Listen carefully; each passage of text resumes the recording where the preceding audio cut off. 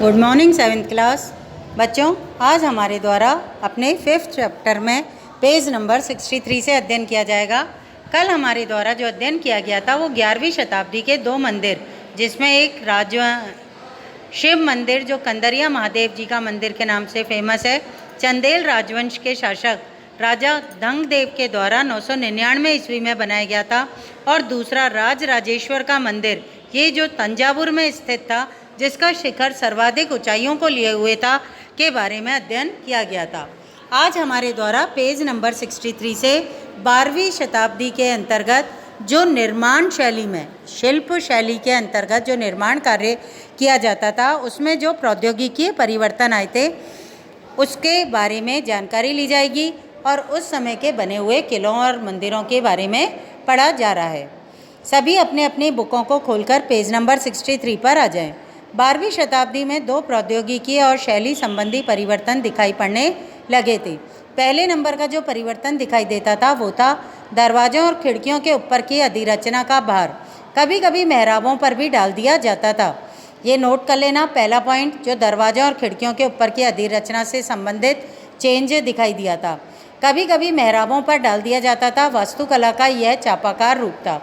सामने आपके इस दर ही एक चित्र बना हुआ है। चित्र में मैप के रूप में दिखाया गया है और बिल्डिंग भी दिखाई गई है चित्र 5ख के अंतर्गत, और मैप बताया गया है चित्र 5ख के अंतर्गत। इस मैप में आपको ये दिखाई दे रहा है मेहराब का विशुद्ध रूप। विशुद्ध रूप मतलब मैप के अंतर्गत मेहराब के मध्य में डॉट अधिरचना के भार को, डॉट अधिरचना जो आधा सेमी सर्कल जो दिखाई दे रहा है, भार को मेहराब की आधारशिला पर डाल देती है। बाहर की जो चारों तरफ की बाउंड्री है वो चौकोर होती चली जा रही है बेटा। और जो फिर ये दरवाज़ा बिल्डिंग के रूप बनाया गया था, ये चित्र 5ख में देखो, मेहराब का विशुद्ध रूप अलाई दरवाजे का मेहराब प्रारंभिक 14वीं शताब्दी में ये बना था कुब्बत अल इस्लाम मस्जिद दिल्ली के अंतर्गत। फिर उसके बाद आप यहाँ पर दूसरे पॉइंट को पढ़ रहे हैं, जो आपको प्रौद्योगिकी और शैली संबंधी परिवर्तन दिखाई दिया था, उसके अंतर्गत यहाँ पर आ जाएं। फिर से सेकंड पॉइंट में निर्माण कार्य में चूना पत्थर सीमेंट का प्रयोग बढ़ गया था। यह उच्च श्रेणी की सीमेंट होती थी जिसमें पत्थर के टुकड़ों के मिलाने से कंक्रीट बनती थी। इसकी वजह से विशाल ढांचों का निर्माण सरलता से और तेजी से होने लगा था। चित्र 6 में निर्माण स्थल पर एक नज़र डालें। यहाँ पर बेटा एक चित्र बना हुआ दिखाई दे रहा है। ये अकबरनामा जो पुस्तक थी अबुल फजल के द्वारा लिखी हुई, उसका उठाया गया एक चित्र है। इस चित्र के अंतर्गत निर्माण कार्य करते हुए एक दृश्य को दिखाया गया है, जिसके अंतर्गत मजदूर किस तरह से सामान को ऊपर नीचे लेकर जा रहे हैं, स्वयं जा रहे हैं, उसका पाथ वगैरह दिखाई दे रहा है। ये जैसे अपनी फिसल पट्टियाँ होती है ना, जिस पर अपन गार्डन में जाकर बच्चे फिसल पट्टियाँ से झूलते हैं, उस तरह का पाथ है जिस पर चलते हुए सामान को लेकर जाया जा रहा है और फिर नीचे पहुंचा जा रहा है।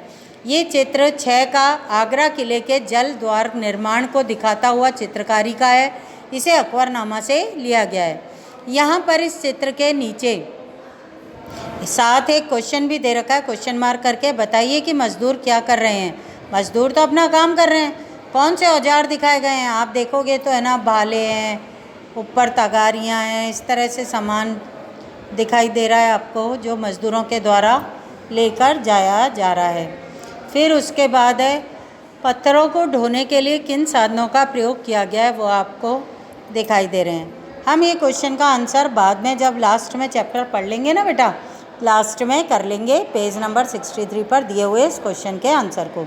आगे बढ़ते हैं। यहाँ दे रखा है मंदिरों, मस्जिदों और हौजों का निर्माण। जो ये 12वीं शताब्दी के बाद के मंदिर, मस्जिद और हौज बने थे, उनकी क्या विशेषताएं थी, उनके बारे में यहाँ हमारे द्वारा अध्ययन किया जा रहा है।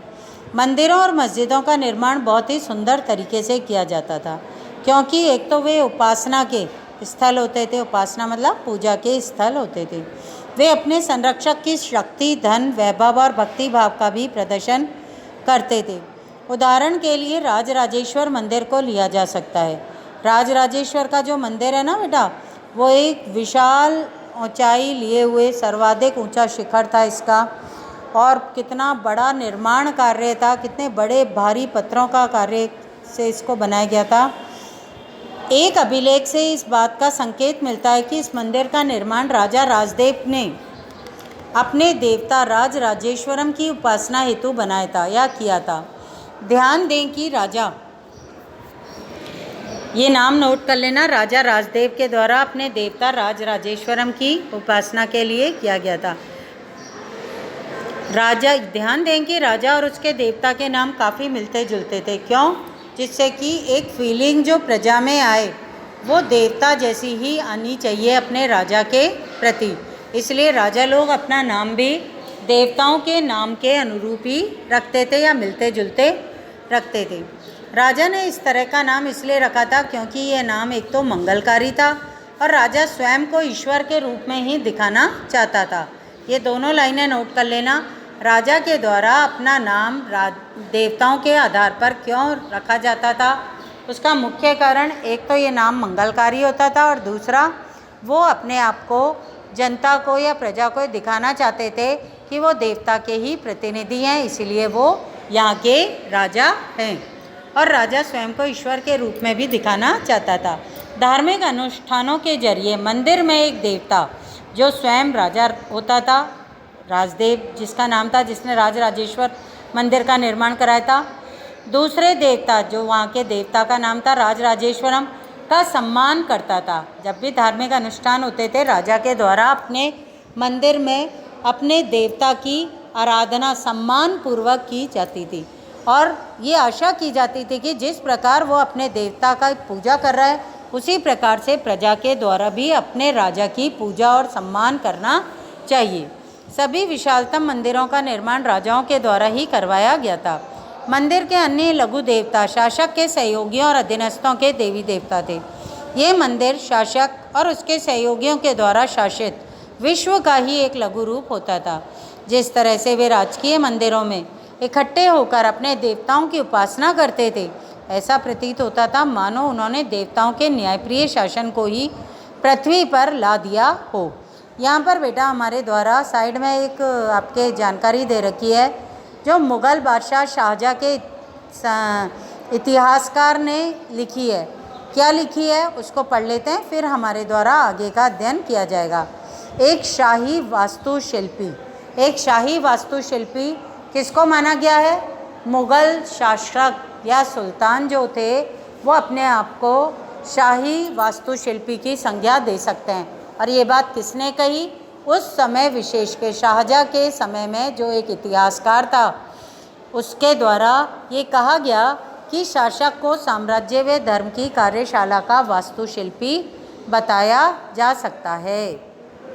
यहाँ एक चित्र भी बना हुआ है बेटा, ये आपके क्या कहते हैं शाहजहाँ के द्वारा बनाई गई जामा मस्जिद की योजना का मैप है। बीचों बीच आपके जहाँ पर आपके नमाज पढ़ी जाती है इसमें उसको दिखाया गया है।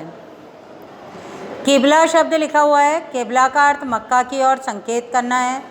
ये जो मोमडन्स होते हैं, मुसलमान जाति होती है, मक्का की दिशा में बैठकर पूजा करते हैं, मतलब उसकी दिशा में अपना मुंह करके अपनी पूजा करते हैं। हम भारत में रहने वाले लोगों के भारत में जो लोग रहते हैं मुसलमान, वहाँ भारत से पश्चिम दिशा में मक्का स्थित है। तो ऐसी स्थिति में भारतीयों के द्वारा या भारतीय मुसलमानों के द्वारा जब नमाज पढ़ी जाती है तो पश्चिम दिशा की तरफ मुँह करके अपनी नमाज का या पूजा करते हैं। यहाँ पर बेटा हम आगे अभी कुछ सेकंडों के अंदर पढ़ते हैं।